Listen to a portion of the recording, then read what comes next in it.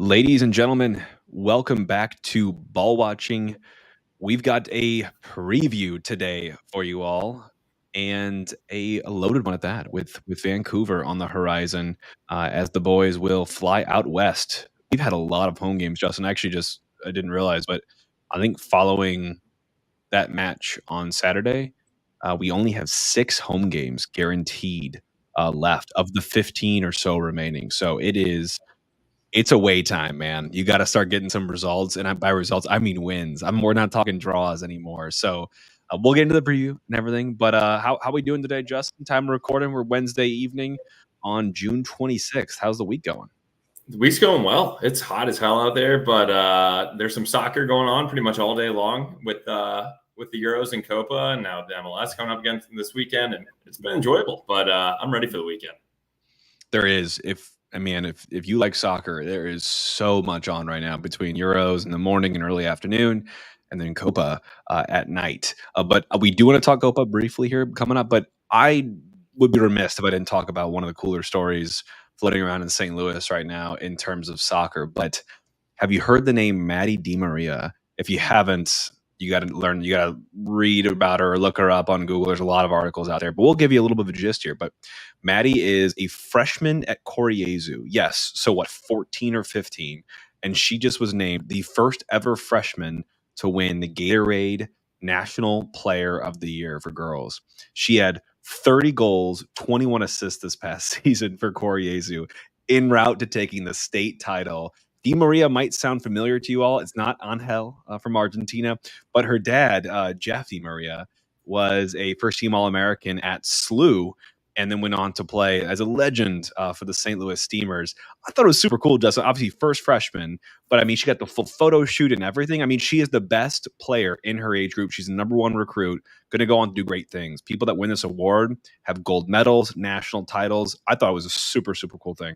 It was awesome. When I saw it on Twitter, I immediately thought Di Maria. I'm like, where else do you hear that last name? So I had to go look it up as well myself. But I mean, awesome nonetheless. And then bringing into it as something that she will definitely be looking towards playing forward is the U.S. women's national team. But on the U.S. men's national team right now, looking at Copa America update, a nice 2-0 dub by the U.S. over Bolivia. What was that, Sunday in the first group game? Pulisic with the banger, and it was literally like a fadeaway shot. He literally cut back top of the box and then curled it into the top of the net. And I don't know, Jake. You have a couple things on here like the play. We could have probably done more there. I thought it was a great game by the fellas. We definitely could have scored another goal or two, but overall, a pretty good showing. Yeah, I mean, there's two ways to judge this. There's the did you get your business done, which they did. Absolutely. Got to come out of that match with 3 points. Bolivia's the cream puff of the group, and they got off to a good start with the early goal from Pulisic. I really thought this game was going to run away. Should have. That second half, man, we really struggled to finish. Looked a lot like City this year, but we got a lot of chances. So you're hoping that we bring our finishing boots in a game that probably will have less chances. And I think Panama is tomorrow night for us, and I think there'll be less. I still do think you look at the group, Panama, Bolivia, Uruguay, and Uruguay is by far and away going to be the biggest challenge there. But Panama is tomorrow night at 5 p.m.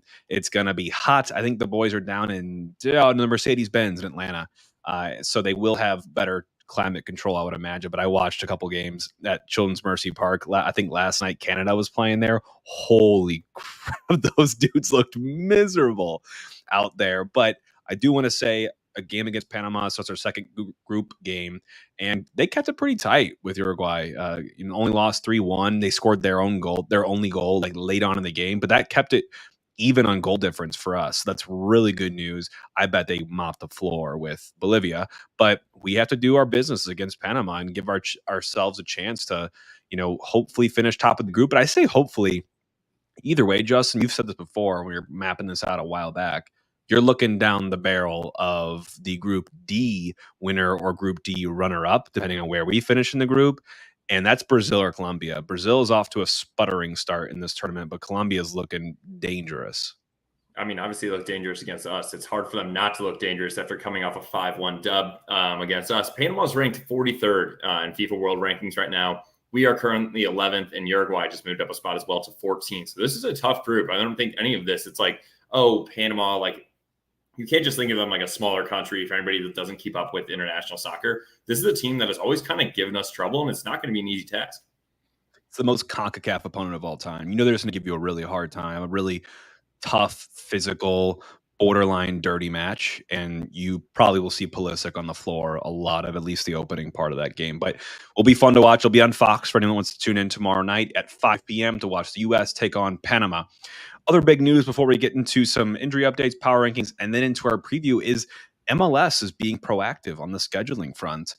We got some news today that was dropped, a lot of quotes from their SVP of MLS game schedule management, which sounds like a fake title, if you ask me. But they're going to be confirmed taking a break for the World Cup in 2026.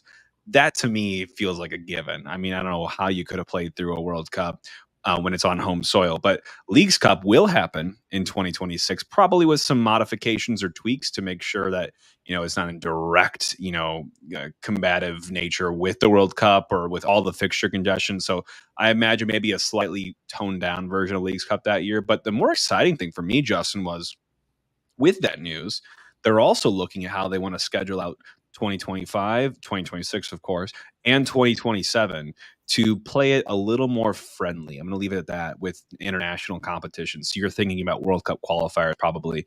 They have ongoing dialogue, this is a quote, with clubs about this challenge that we face year to year during FIFA windows at international competitions, which piques my interest. What are they going to do? What would a tweak look like? Because you imagine the game count isn't going to change. So what does change? What does give? Do you somehow take more of a break in the summer and you pile on the fixtures, maybe a lot more midweek fixtures in a season? I don't know. I don't know what it looks like yet, but I'm excited about the idea because if it's good, you'd hope that they would probably piggyback off of that and adopt it moving forward. Yeah, I have a feeling it's going to be a lot more midweek fixtures, and yes, it'll be a lot more on the guys' legs. However, there's going to be the majority of the guys, I would say 95% of them will not be playing in this World Cup. So they will be relaxing, or not relaxing, training, but not having to go balls to the walls on that as much anymore as well. But it is interesting. I'm happy that they're actually doing this and taking this break, because originally when you saw it come out that St. Louis was going to be one of the hub cities, the home away from home, it's at SLU, not at City Park. And I thought that was because, the MLS must not be stopping. However, Sporting Kansas City, Philadelphia Union, other ones are like that. I'm still intrigued on how SLU landed this and not City. Yeah, I think the only thing I would think about there is that while, and I mean, who knows how many guys we end up sending? Probably none at this point. But let's just say somehow we do. Maybe Blum goes. There's probably still a lot of guys that are not going. And for that, they'll probably get a good amount of time off to recuperate and enjoy. But I bet they're back, the final 2 or so weeks of the World Cup, training and making sure that when the final is over, we probably have a game, I'd say 3 or so days later, and they're ready to go. So I bet they're using their own facilities during that time. Yeah, but there are some other MLS teams using those facilities, and I feel like we have plenty of fields and everything. So I'm intrigued by it. But nonetheless, let's touch a little bit more on City specifically. Where are we on the injury and roster front right now? Still another 4-ish weeks, likely, I'd say. And you have in here also that Nilsson's not in training. So looking at these guys, we signed on a couple of mid-season short-term loans from City 2, McSorley, Reed, Wenzel. They're all still around in training. Sam is not around, which we already know that there's got to be a deal coming down the pipeline. I'm kind of surprised it hasn't been announced yet. And then Toyer's arriving on Friday. You'd assume that Jake Yearwood-Reich would be arriving soon as well. And then Toyer isn't technically allowed to start training until July 1st. But good God, Jake, that's already this coming Monday. I know. It's insane. The July 1st thing sounds kind of nuts, but he will literally be training in less than a week. Yeah, and Carnell actually mentioned the idea of if he's in time, and maybe Friday's pushing it, but that they were going to toy with the idea of bringing him to Vancouver just for team camaraderie. He can't train, he can't be involved in anything, but just to be with the boys, which I kind of like that. But no chance if he's arriving Friday, like, welcome to St. Louis, and we're going to ship you off to Vancouver after an international. In my opinion, Jake, if you're going to toy with it, I don't think it can hurt. Oh no, I hate us. Well, you know who else hates us, Justin? The folks that make the MLS power rankings. They put us from 21 down to 26. Hey, we talk about how stupid and meaningless these are unless you're like top 10. But I do want to say, I know that we're bad in the record books this year so far, the wins, losses, and draws, but you can't convince me that people think we're the 26th ranked team in the league. I mean, that feels like a stretch. I think 21, anything above like 24 just feels like a slap in the face. I just think we are absolutely better than another 3 teams in this league. Is Jake, bad. do you know what the power rankings are coming from? There is no like magic calculation. Just go to the supporter shield. You know where we're sitting? 26. Okay, that's fair. That's literally what they're doing. Yeah. I mean, like maybe there's a change here or there. I'd love to do like a quick VLOOKUP and see like what is the difference. I bet you there's not a team that's more than 3 spots out of what they're in the supporter shield standings. So lazy. So lazy. That guy or girl needs to be fired for making that. Maybe we'll make our own ball watching power rankings and just paste the standings up there every year. Yeah. And just a lot of analysis went into this though, guys. Seriously, it just backed up the standings. Okay, well, let's get to the preview. 10 minutes in.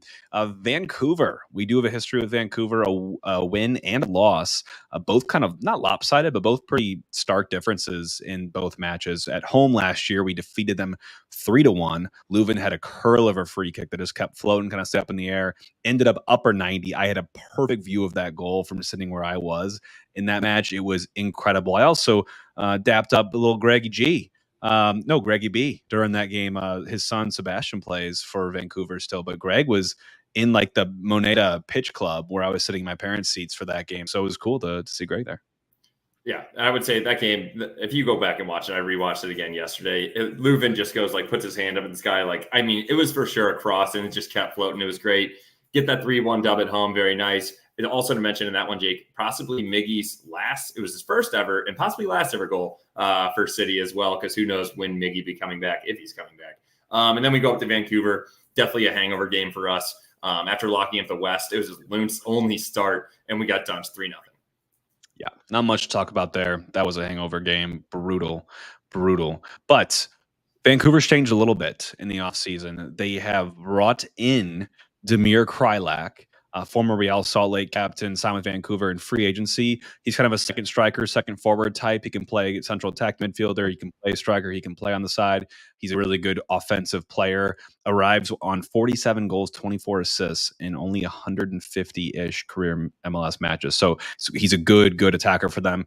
Fafa Picault, as well as a veteran forward in the MLS. He's logged almost 200 regular season games heading into the season, scoring 47 goals, and he's having to pick up some of the pace this year for Vancouver, which we'll get to. Outgoing, SLU product, Simon Betcher was a reserve striker, couldn't get in ahead of Brian White for most of the season, but was transferred to Danish second division side AC Horsens, which I feel like one of our players might have had an appearance or two with that team. But he started with Vancouver's MLS Next Pro squad and before reaching the first team in a really organic pathway. They also got rid of Junior Hoylett and Richie Larea, who are both Canadian men's national team players. Hoylett's half season in Vancouver just didn't really work out, and he signed with Scottish Premiership side Aberdeen. And then Richie Larea. Speculation continued over him well into the summer if he'd return to Vancouver, but he actually ended up with Toronto after being on loan with Vancouver from Nottingham Forest in the Premier League. So he stayed in Canada, just not with Vancouver. Big shout out to Simon Betcher. Not only won Roll Bills, being from St. Louis, but also he has that record. I think it was like his first ever 4 goals in the MLS in 84 minutes. Like that's one of those records that I just don't see being broken. Like he had a hat trick in a game and also then scored. He did a hat trick in like 76 minutes and scored his first goal in the first 8 minutes of the game before. So absolutely awesome record for him to hold. Best of luck over him over in the Danish second division. Sorry. God, I wish I had a Soul Juice around. Go to souljuice.com, use code ball watching, clear the throat. It's hot as hell out there. Go out there, get a Soul Juice, go to Mobile and Run, Schnucks, Deerberg, Straubs, anywhere you want to get it. Or go to Ball Watch. Souljuice.com, use the code ball watching for 20% off. Sorry, I had to get it all out while I could before I had to take a big swallow. Were you drinking before this? My God, this is a family show. On that note, getting into 2024 and how it's fared for them thus far, they are 7-7-4, sitting 9th in the West in the MLS, sitting on 25 points. So 9th in West. What does that mean to us? I think this is going to get really, really important, especially in this final stretch. But I mean, they're in that last wild card spot right now. So you're looking at this team as City. They also have a game in hand on us, I believe. So, not only are they ahead of us by, 6 points, but they're also a game in hand. So, that gap is, we keep saying it's not over. But every game that goes by, it gets closer to being so. So this is one of those teams, like I said, got to get a W. And this is one of those, Jake, where I would say this is not a team that's going to probably lock up one of those home field advantage spots. So this is a team that we're probably going to be coming down at the end of the season battling for. And you don't want to be looking back at late June and being like, wow, we really should have picked up 3 points. another thing for anybody who doesn't know what game in hand means, they've only played 18 games. We played 19. So which means like even when we play this game against them, they can still have a chance to get 3 more points on top of that. So even though they're only 6 points ahead of us right now, they could easily be 7 or 9 points if they get a tie or win in the time period where we play 1 and they play 2. So their home record, which is more important for this game as we're away, they are 3-3-2, and their away record are 4-4-2. So very similar, just literally 500. Goals for of 26 is bottom 10 in the MLS, and their goals against of 24 is 9th least in MLS. So pretty much in the top tier of goals against, like in the better half, and then the bottom tier of goals for in when scoring, which is not better for them. And I hate doing this, Jake. We talked about it last time. When I look at key results, I try to find ones where it's not only specifically for the top teams, because then a lot of these teams that we're going to talk about are on a losing streak against them, but this is also at home. They lost 1-2 against RSL. They lost 1-3 against LA Galaxy, and they lost 1-2 at home again against Miami. All 3 of those are at home. And then more impressively, Jake, in a bad way for them, they just lost 2-0 at the Timbers, who are 6th in the West right now. So this is a team that has been sliding a little bit. Yeah, but a key cog in their system, and one that I think has driven almost all of their success they've had this season, even though it hasn't been the most successful season so far, is Ryan Gauld. This guy is a baller in Vancouver. He's 28 years old, Scottish designated player for them. Got 11 goals, 12 assists last season, with the 9th best goal contributions MLS. This season, he's already sitting at 9 goals, 4 assists, so he's working his way there. And he's sitting at number 16 most XG created in the MLS, number 7 in key passes, so passes that leading to shot, and number 6 in crosses. So he is every bit of attack flows through him, and he has started every single game for them this season. Who's he serving it to? Brian White, an American striker, 28 years old from Pittsburgh. 15 goals last season, and what was kind of a breakout season for him. That was 5th best in the MLS. So far this season, a little bit slower pace, but 5 goals, 2 assists, and he's an aerial threat as well. He's not the biggest guy, only 5'11", but he's tenacious. He is number 7 in aerial duels won this season in MLS.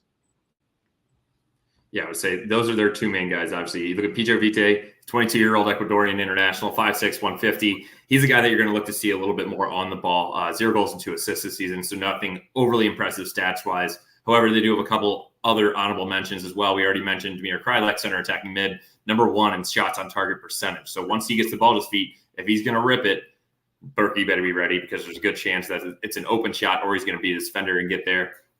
You already talked about Berhalter's son, Daddy's boy, 23-year-old, 1 goal, don't care. Fafa Picault as well. We mentioned him. Absolute journeyman, 33 years old, 8th season in MLS, on his 5th different team in MLS, but he already has 3 goals and 2 assists this year. And they're missing a couple guys, not through injury, though. One injury that's not major, we don't need to cover here, but they're missing Ali Ahmed, who's on international duty with Canada, and Andres Cubas, who's with Argentina. Pretty cool to have an Argentinian who's on that team right now with what they're slated to maybe do in this Copa America. They are head coached. A lot of you guys might remember, 1, because the name is nuts, and 2, because the guy is so freaking whiny. But Vanni Sartini. Guess what nationality he is. But he's been with Vancouver since 2018 in a variety of different coaching roles, but became the full-time head coach for the 2022 season.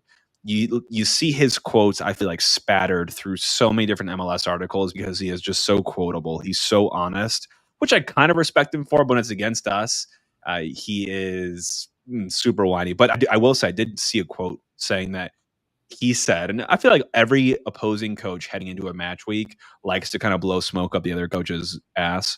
And he said St. Louis is playing better this year than they were last year, which, like, I get it. Like, the guy's reading. He definitely knows if he's saying that because the results don't show that at all. But it's also like, dude, we know exactly what you're doing. We know exactly.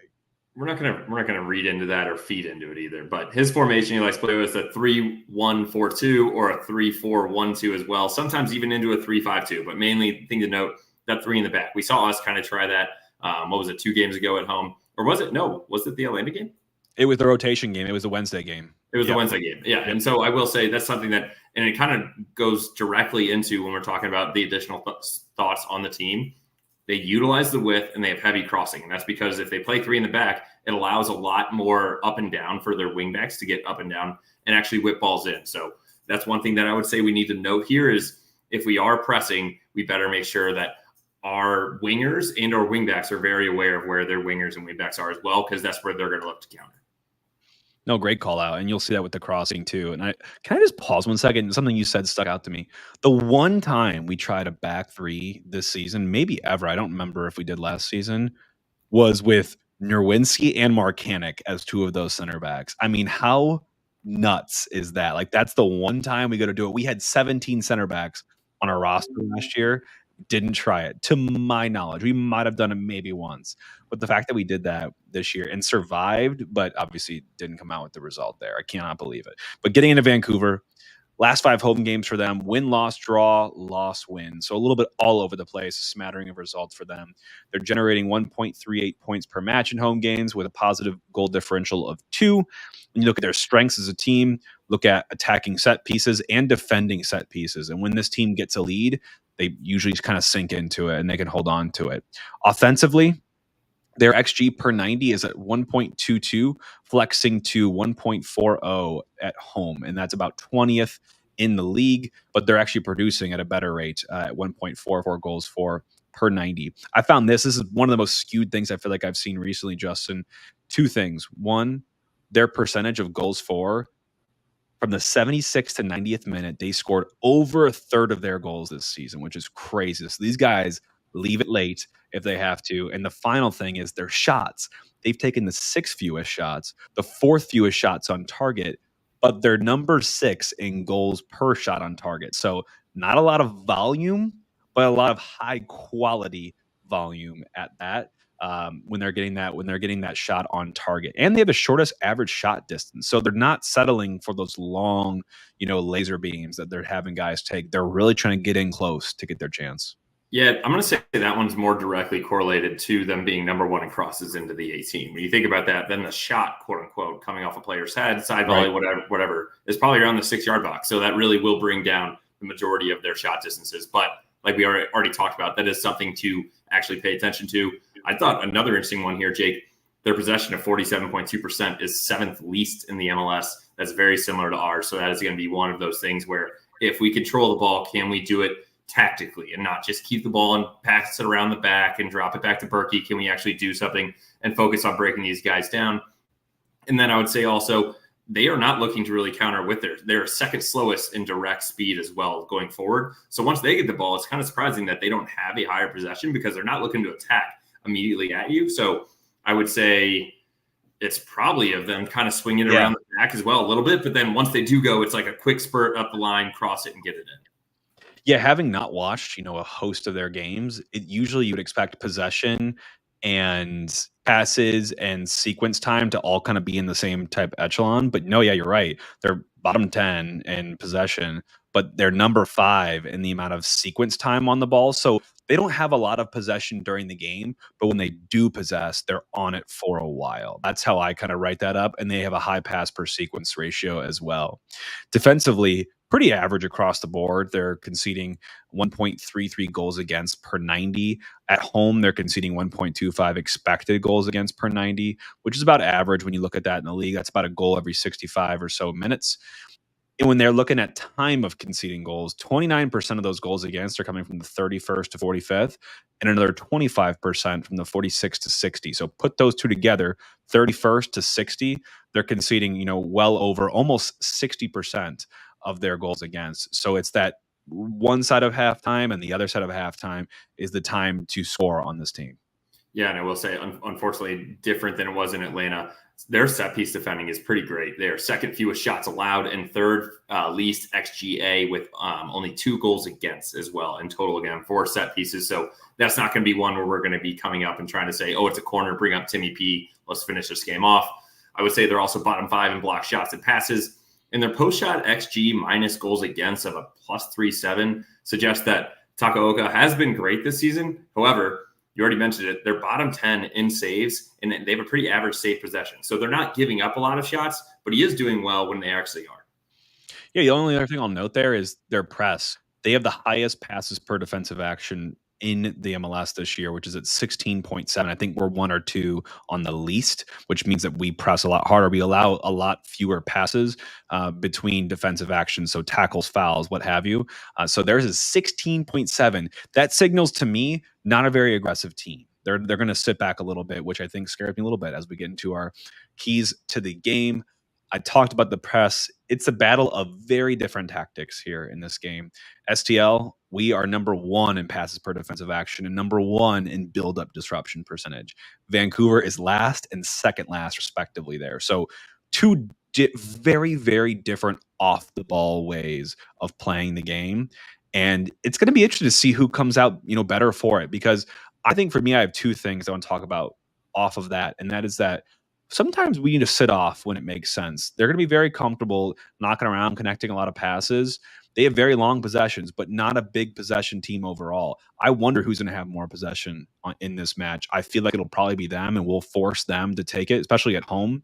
But let's let them have those short passes. They like those medium and long balls, but let them build up and around the back, and then we pick our moments to engage and be strategic about it because, again, we know that they can connect, but we also know that they struggle to chance create off of those connections. So let them have it. When it's tame, it's not doing anything to us. Let's save our gas and really hunt when it's time. And I'm going to say, Jake, I'm going to skip down to a further one down and say, once we do get time, we need to have composure around it. You already mentioned it, that they're not going to give us a lot of shots. And it's going to be a team where if they're not pressing, that means they're going to be sitting in a little bit more composed, and we're going to have to break these guys down. This has been a struggle for us. I think we have been better at open play this season. However, we've been looking for creativity. We've been looking for finishing. When we get that small chance, we have to take it. And then also on the flip side, I talked about how good they are at set piece defending. We need to be just as good on our end. We're talking about Gald. That's the guy that's going to get up in the air and finish one. Do not let him have a point blank right at Roman Berkey. I feel like we give up at least 1 or 2 of those every game, and Romy that either has to save it and just pull something magically out of the air, or it's an easy finish for them. I would love to see us not give up even a set piece chance on Roman Berkey this game. Yeah, I agree. You got to be really clean in and around the box and not conceding too many corners this game. Because Gald he's got great deliveries on his set pieces, so you cannot give him those opportunities and concede there. So I do want to say my goal for this game is, when I look at this team, if you can shut down their star, I think you have a really, really good chance of winning this game. However, to be the referee from that stupid situation last game, I also know that we've struggled to defend the stars this season. You can name any star in these Western Conference teams that we've struggled to defend against, and it's probably that person's been on the score sheet one way or another in that game. I think you've got to shut down Gald this game. I think it's going to be on Tim Parker, whoever his partner is. It's probably on Durkin as well, just to bully him all night. Lean into him physically, shut him down, rotate foul if you have to. You have to frustrate him and take him off his game. And I think if you can do that, you shut down their main avenue of attacking threat. And then it's on our attackers to make sure that we punish them at least once. My goal of the game, Jake, it's very easy. Score 2 goals. Score at least 2 goals. The reason I say this, number 1, we've won that is the worst streak that we've had in our history. And then number 2, looking at this, and this is why we always look at the betting aspect, because I track it in here as well. City to score over 1.5. When we do that, when that hits, we have yet to lose. We have 20 wins and 6 draws. We have not lost a game. Someone fact check me on it. I'm pretty sure I'm locked in on it. When we score 2 goals, we have not lost a game in the history of City. Not just this season, last season, Champions Cup, playoffs, Leagues Cup. When we score 2 goals, we have not lost a game. Ooh, the hard-hitting stuff. Well, you know who else is hard-hitting? It is our friends at Hoffman Brothers, our presenting sponsor for 2024 this year. Heading into our Hoffman Brothers Starting 11 segment, it's just an easy way to start off the segment by talking about some of our favorite home services people and the best to do it here in St. Louis. I am looking back on my tune-up and my service that I got, and I am praying and so thankful that I was able to get that scheduled and in with having my home protection plan and having Hoffman Brothers out here to give me some fixes, even a couple small things I had no idea what was wrong with, but are making my AC much more efficient and powering me through this summer, because boy, it has been toasty out there these last couple of days. So shout out to Hoffman Brothers. You all have to be seeing them around St. Louis. So make sure that if you need any sort of home services, not just AC, but heating for the winter, we're talking appliance repairs, we're talking anything, even commercial stuff as well for your business. Make sure you reach out to Hoffman Brothers at 314-664-3011 or visit them online at hoffmanbros.com.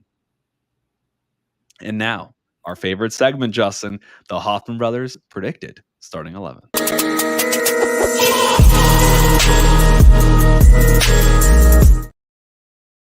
I like that you said predicted there. My buddy Jake gave me trouble one time. He goes, wait, why isn't Celio in the lineup? You guys said it was in the starting 11. So we probably need to, I don't know how he would have thought that we would be knowing the starting 11 here on a Wednesday before a Saturday game, but you never know. Yeah, we got the inside scoops. We got the Tom Bogert special with the club here. We've got like one of these 11s right all season. But hey, that's not on us. That's not on us. So my 11, I'm going to start off this one. I'm going to sort of run it all the way through, and you tell me what your thoughts or tweaks would be. I'm going Berkey, of course. I'm going to Akil Watts at left back. People are going to be like, whoa, what about Jay Reed? Well, we're going to have to call up Jay Reed, short-term agreement, if he's going to actually be here, unless we sign him. So I'm for right now, haven't heard anything about that. Maybe it'll happen. But I'm going back to Akil Watts at left back. I'm going Yarrow in the middle next to Parker. Only going Yarrow because Nilsson's on an island somewhere, probably wrapped up in bubble wrap, which is what he needs to be given how fragile he is. And then I'm going Totland on the right. Midfield of Dirk and Leuven returning to it, and then a front three, sitting right beneath Klaus of Thor. Thor showed me some promise last game. I want to see it game by game improvement, gradually and incrementally. I like what I'm seeing flashes of. Need him to be more clinical in finishing. I think we might have a gem on our hands here. But Thor, Kojima back in the middle, hopefully feeling a lot better after a leggy all week last week, and then Indy maintaining his spot on the right. I think I like it all. I'm actually going to go back to Marcanic, though, on the back left. I do think that he's probably been in timeout, and I think it's time for him to come back out and do it. And yes, it's going to be Yarrow because we're not having Nilsson. I don't think Derwinski is going to be in there. And then obviously Kyle Hebert still with the Canadian national team. So it's one of those positions where we thought it was like, oh, we have like 5 center backs can play now. And now we're looking back on it like, I wouldn't be surprised if they call Winslow back up. However, like I said, we only get 4 of those. He has not played in any minutes, though. So I think there's a chance that, he did play in the one game. So he would have a chance at one more game that we would have unless we want to sign him, just like we signed Johnny Klein, which I probably need to look into how many we actually get to do that for. I think it would be more dependent on roster spots than number of signings we can do. It would be. And by the way, I am definitely Team Winslow. I at this point, I prefer him over Yarrow. And that maybe that's controversial to some people, but he just looks so steady. And I just love the mentality that in the edge that he plays with. It's infectious. And I think for a young guy, that shows a lot of promise to me.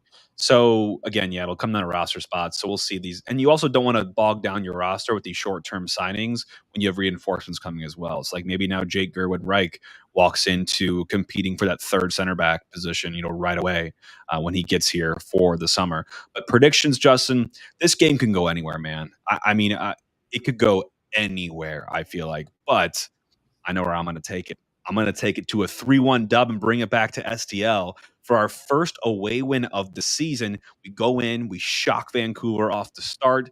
We get a second goal. They get one back later on, and we add some insurance to finish out the game. So a 3-1 dub. Jake, I'm probably going to it's so tough, but I'm going to do it because I said it's our one goal of the game. City over 1.5 plus 160. I think we need it. I will say one that we always talk about, and we'll talk about it with Nate on the verdict on Fridays, the double chance is minus 105. That'd be so if we tie or win, your bet hits. But I'm going with the City over 1.5 at plus 160. It's completely, I don't care anymore. Like the double chance, it's just like this team struggling. They're going home. When I was looking at their most recent games, Jake, like this is a team that's probably a little bit pissed off with how they've been playing. And now they get to come home looking against a team that's kind of limping in with us. Dude, they just beat Colorado 2-1, fine. But then they lost to the Revs 3-2, and then just lost to Portland 2-0. The Revs are the worst team in the MLS. Yeah. And Portland's middle tier. So this is a team that they're looking for a bounce back game. And I just like the plus 160 for us to score over 1.5 goals as opposed to us to tie or win. Side note, Revs are back. We were crapping on the Revs recently, but they are back with a vengeance, and they will be above the playoff line if they very, very soon if they keep playing like this. But by the way, that's a good story because that's where we are right now. If we can string together a couple good results in a row, we will be just like that, and we will be just fine in climbing our way back above ninth. So that's the moral of the story there. So you gave us your Graham, your prediction 2-1 dub. Is that what you're thinking? I'm going with the 2-1 dub. Yeah, sorry if I didn't mention that. I do think that we score 2 goals. That's what I'm saying. So 2-1. I would love to see us hold them to just 1 goal after we've been struggling to score. If we score 2 goals, a tie will just be deflating. So let's get 2 goals and let's hold them to 1. Okay. My Grahammer, I have so many layered in here because I like a lot of these that are going on right now. But I am actually going to settle on, I feel like picking double chance is just a little bit, not cliche, but it's a little bit easy at this point because, of course, I have belief in my team to get a tie or a win. But I feel like if I'm going to take double chance at even money, I might as well just go money line because I really do feel like we're going to win this game. But shock move, I'm going with none of that. I'm going with the Asian total for goals scored in the game over 3 at -110. So if we hit 3, that's a push on my bet. But if we go over 3, we are in the green. So I'm locking in over 3 goals scored in the match for my Grahammer for Saturday. How do you feel about that, Justin? I mean, I'm looking at Vancouver, a lot of 2-1s, a lot of 3-1s when you look at their home form, and they've been in some goal fests recently with 2-0, 3-2, 2-1, 2-1, 2-1. So I know a lot of those will be pushes there, but they're going to get on the board. You know they are. It's just a matter of how many we score. Yeah, the only thing I'd say about that, Jake, though, is do you think that they're going to score 2 and we only score 1 and that's your 3? Or do you really, or if we score 2, you might as well take the plus 160 with me? No, we're scoring. I might ride with you as well on that. But we are winning 3-1. I might spring a little bit on the prediction for the score as well. Got to look up some odds for a little 3-1 correct score line. Yeah, it's be like 14-1 at least. Woo! We are feeling optimistic, just hoofing the hopium today on this show. So, you got to inject some positivity in the fan base. It's been a long summer already, and it's going to get longer. So we better buckle up and get some dubs. And guess what? The reinforcements are coming. We already talked about it. They'll be coming on Monday. And for any of you that are not making the trip to Vancouver, aka I'd be shocked if we have more than 50 people there, get to the pitch this weekend. It's going to be hot. Get a frozen Irish coffee. Sit outside. It's not going to be that hot around game time because this is a late one as well as we're traveling to the West Coast. So get to the pitch, get some dinner, get some drinks. You don't have to be there just for the game. You got Copa America. You got the Euros. Get to the pitch and tell them we sent you. And also get to the YouTube for ball watching and throw us a subscribe, throw us a like on this video if you're tuning in on YouTube. Helps us get out to a lot more people just like you, me, Justin, and all of your friends that love St. Louis City Football Club, soccer club. We'll pivot there. But thank you all so much for listening. If you like the show, make sure you leave us some feedback. Leave us some reviews and ratings on Apple, Spotify, whatever your podcasting domain of choice is.